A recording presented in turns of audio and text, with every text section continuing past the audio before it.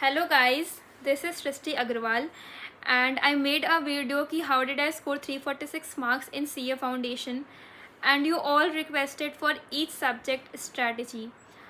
So first of all, sorry I was not able to make a video due to my relocation thing, like I had to relocate from my hometown due to the articleship. So today I am here and I'm gonna share the strategy for mathematics. I am a non-maths student and still I was able to score 95 marks. So today I will be sharing the strategy कि how did I do that. Let's be honest, ऐसा नहीं था कि I was very weak in maths. मेरी 10th तक की maths strong थी and I use to love maths. So like जब मैंने CA फाउंडेशन की स्टार्ट करी अपनी स्टडीज़, सो मेरे को मैथ्स अच्छी लगती थी, इसलिए मेरे को कॉन्सेप्ट जल्दी समझ आ जाते थे. Here is the first tip. All the DPP questions. Like अगर आप PW से क्लासेस लेते हो तो आपको वहाँ डेली प्रैक्टिस पेपर्स मिलते हैं डेली, एंड उसमें मैथ्स के अराउंड 10-15 क्वेश्चंस होते हैं. आपको उसे डेली क्वेश्चंस को करना है उनको. अगर आप उसे करते हो तो लाइक आपकी क्लासेस के साथ ही बहुत सारे क्वेश्चंस प्रैक्टिस होती जा रही है, and maths is all about practice. So आपको उसे डेली करना है क्लास के बाद, प्लस आपको फैकल्टीज़ के होमवर्क भी करने हैं. एंड जब चैप्टर कंप्लीट हो जाए तो आपको मॉड्यूल के बैक क्वेश्चंस करने हैं. Back questions in the sense कि बैक में लाइक 50 क्वेश्चंस गिवन होते हैं, सो आपको उनको करना है. बट उसके बाद जो बहुत एक्स्ट्रा टफ क्वेश्चंस होते हैं उसे नहीं करना है, क्योंकि वो आपकी कॉन्फिडेंस को डाउन करेगा. अगर आप चाहते हो तो वो क्वेश्चंस कर सकते हो, बट उससे डीमोटिवेट मत होना कि मेरे से ये बन नहीं रहे, क्योंकि उस लेवल के क्वेश्चंस एग्जाम में आते नहीं हैं. एंड अगर आते भी है तो वो 1-2 क्वेश्चंस आते हैं, so you don't have to worry for that. The second tip is notes. Prepare your own notes. तुम किसी भी फैकल्टीज़ की बुक फॉलो कर लो, किसी के भी नोट्स फॉलो कर लो, बट अपने नोट्स से बेटर कुछ भी नहीं हो सकता. लाइक सर ने कॉन्सेप्ट पढ़ाया, उसमें फॉर्मूला बताया, आपको उसे अपने हाथ से, अपने हाथों से कॉपी में नोट डाउन करना है. अगर आप उसे नोट डाउन करते हो तो आपको ना वो मतलब फॉर्मूला मेमोराइज हो जाता है, थोड़ी देर के लिए तो हो जाता है. सो आपको खुद से वो फॉर्मूला एक बार लिखना है.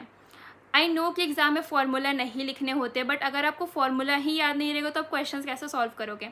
सो आपको अपने खुद के नोट्स बनाने हैं. एंड सपोज़ आपने कोई MCQ सॉल्व करा एंड आप उसमें किसी पॉइंट पे फंस गए, तो आपको उसे भी अपने नोट्स में ऐड ऑन करना है. The third thing is theory. लोग अक्सर थ्योरी को इग्नोर कर देते हैं मैथ्स में, but I am telling you that is the most scoring part. क्योंकि थ्योरी में आपको आपका टाइम वेस्ट नहीं होता, आपके पास डायरेक्ट क्वेश्चन गिवन है, आपको उसको आंसर करना है सिर्फ. बट थ्योरी पढ़े कहाँ से?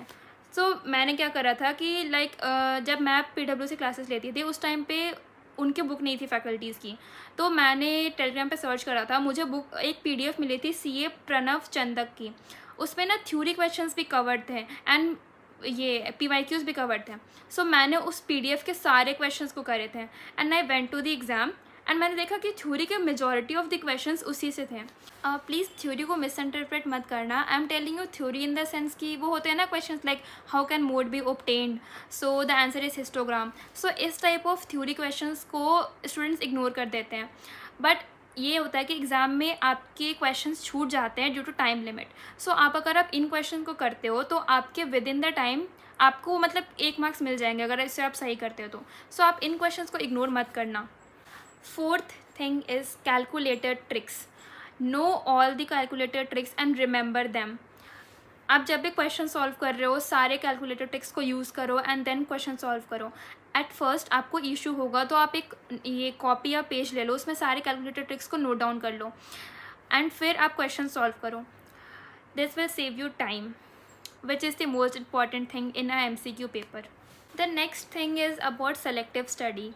स्टूडेंट्स क्या करते हैं कि बहुत सारे चैप्टर्स को छोड़ देते हैं. So I am telling you, मैंने क्या करा था कि I left differentiation and calculus chapter, क्योंकि I am a non math student. So मेरे को वो चैप्टर पढ़ के भी कुछ समझ नहीं आने वाला था. So I left them and उससे लाइक कितने 3 या 4 क्वेश्चंस आए थे. So you can leave such chapters if you are non math student, but do not do selective study. मतलब हार्ड चैप्टर है तो ये छोड़ देते हैं एंड उसी के वेटेज होते हैं. And the thing is, please ध्यान से सुनना, अगर आप उन चैप्टर को छोड़ रहे हो ना, तो उससे डेफिनेटली ईजी क्वेश्चंस एग्जाम में आएंगे। एंड अगर आप जिस चैप्टर को आपको ईजी लग रहा था पढ़ते टाइम, अगर आप उसके क्वेश्चंस देखो तो वो क्वेश्चन हार्ड आते हैं। सो आप किसी भी चैप्टर को लीव मत करना at the time of solving them. The next thing is test. जितने टेस्ट हो सके उतने एग्ज़ाम से पहले देकर जाना, क्योंकि maths is all about speed. Practice test देना, मतलब कि उसमें टाइम लिमिट असाइन होती है कि आपको 2 घंटे में 100 क्वेश्चंस गिवन होंगे। सो वो वाले टेस्ट देकर जाना, क्योंकि इससे आपकी स्पीड भी चेक होगी एंड एक्यूरेसी भी चेक होगी कि आप वो प्रेशर वाले कंडीशन में क्वेश्चंस अटेम्प्ट कर पा रहे हो या नहीं। सो आपको बहुत सारे प्रैक्टिस टेस्ट देने हैं। The next thing is elimination method. Like आपको एग्ज़ाम में 4 आंसर्स गिवन होते हैं, तो आपको क्या करना है कि आपको एलिमिनेशन मेथड यूज़ करना है। आप सारे आंसर्स को इंसर्ट करके देखो इन द क्वेश्चन। बस ये वाली ट्रिक आप ना एंड के लिए रखना। लाइक एग्ज़ाम में आप गए हो तो आप ना क्वेश्चंस को डिवाइड कर लो। आपसे ये क्वेश्चन नहीं बना, आपको देना है 10 सेकेंड्स एंड आपको क्वेश्चन को देखना है कि मेरे से बनेगा, नहीं बनेगा तो इसे मार्क करो। मार्क इन द सेंस कि आपको मार्क करना है ये मेरे से बाद में बनेगा तो अलग मार्क करो, और ये नहीं बनेगा तो उसे क्रॉस कर दो। अगर आप ये इस तरह से क्वेश्चन पेपर को करते हो तो आपके फर्स्ट आवर में ही लाइक 40 मार्क्स तो सिक्योर हो जाएंगे। एंड फिर नेक्स्ट आवर में आपको उन क्वेश्चंस को करना है जिसको आपने मार्क कर रखा था कि मेरे से ये बन जाएंगे, बट मेरे को ये टाइम लगेगा बनाने में। सो अगर आप इस तरह से एग्ज़ाम के क्वेश्चंस को अटेम्प्ट करते हो तो आपकी एक पासिंग मार्क्स तो सिक्योर हो जाएंगे एंड बाकी के क्वेश्चंस को करने के लिए भी आपके पास टाइम होगा, आपके क्वेश्चंस छूटेंगे नहीं। सो मैं बोल रही थी एलिमिनेशन मेथड के बारे में। आपको आंसर्स को पुटअप करना है क्वेश्चन में एंड जो भी नियरेस्ट आंसर है आप उसे टिक करो। तुक्का मार सकते हो आप, लेकिन उसी टाइम पे जब आपको 70% की श्योरिटी है। अब मैंने भी लाइक 3 क्वेश्चंस मैंने तुक्का मारे थे एंड आई डोंट नो वो सही हुए या नहीं, बट तुम तुक्का मार सकते हो, you can take the risk, but only if it is like you think it is 70 to 80% correct. ऐसा नहीं है कि आपने ABCD करके तुक्का मार दिया, ऐसा नहीं है। आपको होना चाहिए कि येस ये आंसर होगा। This was my strategy for maths. Thank you so much for watching and I hope that you like the video.